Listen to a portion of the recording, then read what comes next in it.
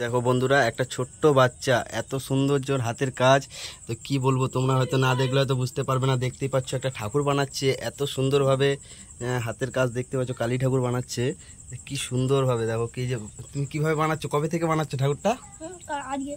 একদিনে একদিনে এতটা ঠাকুর বানিয়ে নিয়েছো?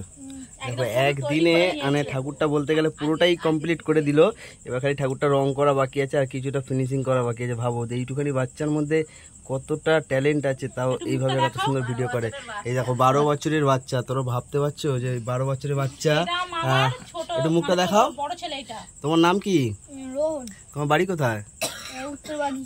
উত্তরবাগি, ডায়মন্ড হাওড়া, তাই তো? এদিকে তাকিয়ে বলো। দেখেছো, দেখো বাচ্চারা এইটুখানি বাচ্চা এত সুন্দর কাজ। যদি তোমাদের ভিডিওটা ভালো লেগে থাকে অবশ্যই ভিডিওটা একটু বেশি বেশি করে শেয়ার করে একটু পাশে থেকো, আশীর্বাদ করো যাতে আরো বড় হতে পারে।